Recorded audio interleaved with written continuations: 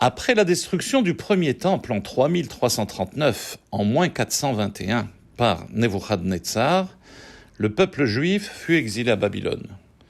52 ans plus tard, Babylone est conquise par Cyrus, qui accorde dès le début de son règne le droit aux Juifs de retourner à Jérusalem pour y reconstruire le temple détruit auparavant par Nebuchadnezzar, nommé Nabuchodonosor.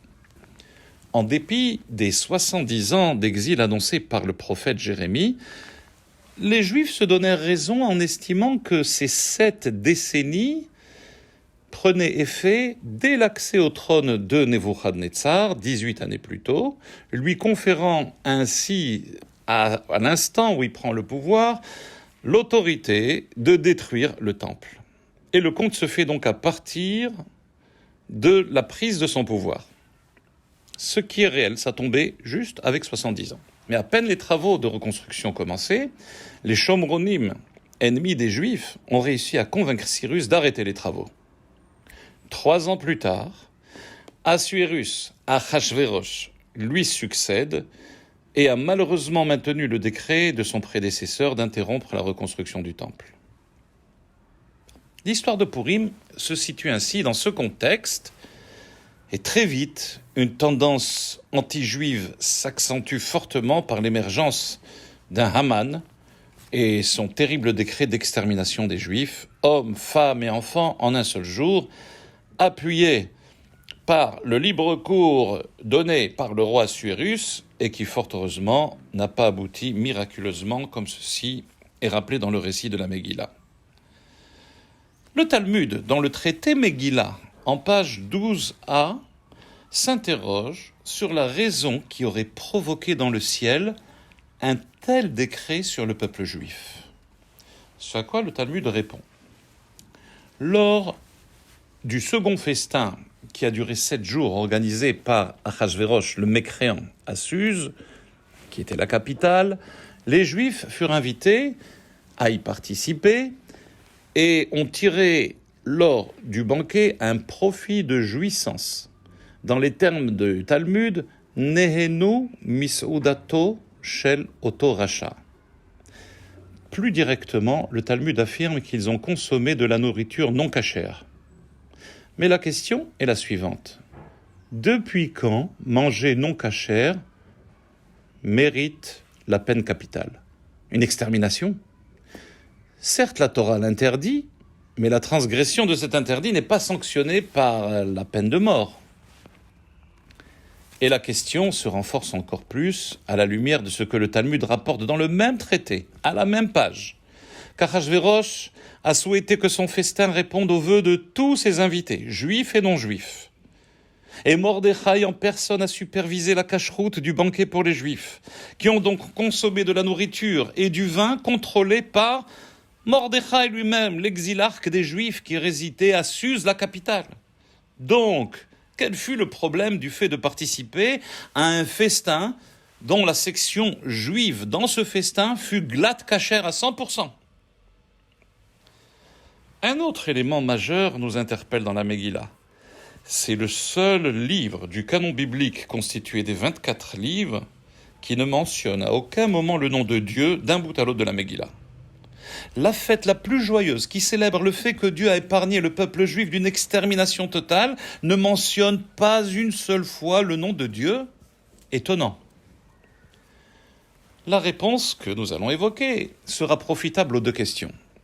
Mais une brève introduction est nécessaire au préalable. Il y a 2 approches philosophiques du monde qui divisent l'humanité tout entière. L'approche religieuse et l'approche agnostique. Brièvement, l'approche religieuse attribue au divin toute l'évolution et les événements du monde à Dieu. L'approche non croyante attribue tous les phénomènes du monde, son évolution, les rapports de cause à effet, à la nature elle-même. Pour le judaïsme, il y a une seule réalité, certes paradoxale, mais cette réalité va unifier les 2 conceptions en une seule. Dieu est dans la nature et la nature est en Dieu. Dieu a créé le monde et la nature lui appartient. La nature est un instrument du divin. Toute découverte de la science, passée ou à venir, appartiennent à Dieu. Dieu peut agir selon les lois de la nature et parfois au-delà de ces lois. À partir de ce principe fondamental, le Talmud affirme que les Juifs ont fauté car ils ont eu jouissance, en hébreu une hana'a, du festin d'Achashverosh, le rachat, le mécréant. Quelle jouissance, quelle hana'a? Rappelons qu'à l'époque, les Juifs sont prospères. Mordechai a accédé à un rang très élevé dans le royaume d'Achashverosh. Esther fut la première dame d'un royaume de 127 provinces qui s'étendait de l'Inde à l'Éthiopie. Et Esther et le roi invitent les Juifs et les met complètement à l'aise, Kirtson ish va ish, vraiment à l'aise. Les Juifs se disent alors, après toutes ces années d'exil, enfin notre situation se normalise. Nous sommes parfaitement intégrés. Plus de stéréotypes, le roi en personne nous invite. Le problème ne fut pas tant manger cachère ou non cachère, mais ce fut l'estime portée à un rachat, à un mécréant qui aurait enfin légitimé notre position. Leur participation au festin d'Achashverosh n'était pas une simple marque de respect envers l'autorité royale, ce qui dans l'absolu est une mitzvah qu'il faut accomplir. Mais la principale faute fut de se jeter à corps perdu sous les ailes protectrices tendues d'un rachat, jusqu'à considérer que leur existence ne dépendait plus que de sa bienveillance.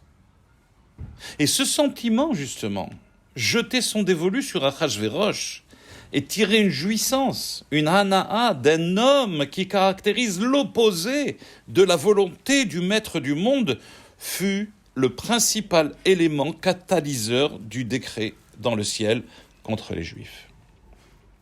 Car la survie du peuple juif et sa longévité extraordinaire dans l'histoire de l'humanité ne tient qu'à la protection divine. Et lorsqu'on s'en découvre délibérément, on s'ouvre, à Dieu ne plaise, au danger d'une disparition qui nous guette en permanence.